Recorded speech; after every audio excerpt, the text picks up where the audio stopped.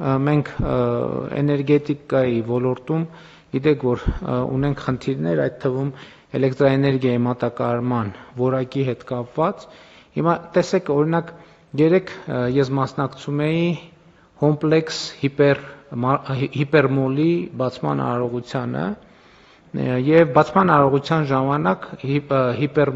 հիպերմոլը հոսանքազրկվեց։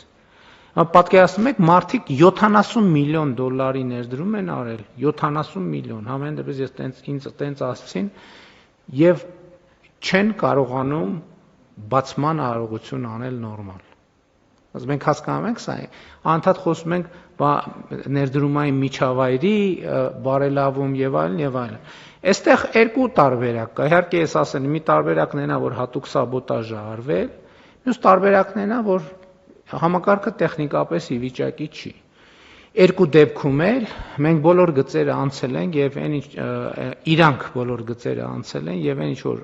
ասել եմ, մենք առաջիկայում արդեն պետք է անցնենք դրա իրագործման փուլին։ Իհարկե process-ը չի լինի մի փուլանի, բայց ակնհայտ է, որ պետությունը պետք է շատ արագ վերցնի Հայաստանի էներգետիկ էլեկտրական ցանցեր ՓԲ կառավարումը եւ հետագա գործընթացները պետականացման եւ ընկերության կառավարման արդյունավետության ուղղությամբ պետք է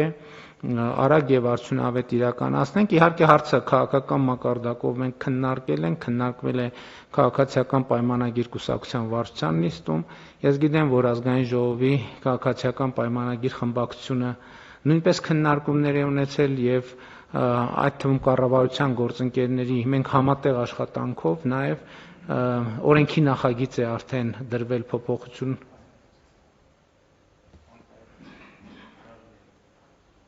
բանի օրակարգում այսօրվա ընդգրկված է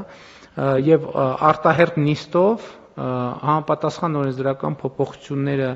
կիրականացվեն եւ շատ արագ ես կարծում եմ, որ այդ առաջին անհրաժեշտ գործողությունը տեղի կունենա, այսինքն դրա իմաստը կլինի այն, որ պետությունը, կառավարությունը կստանձնի Հայաստանի էներգետիկ ցանցերի կառավարումը եւ այդ կետից սկսած արդեն մենք ավելի հանգիստ պայմաններում հետագա սցենարները կքննարկենք, թե ինչ սցենարով են գնում։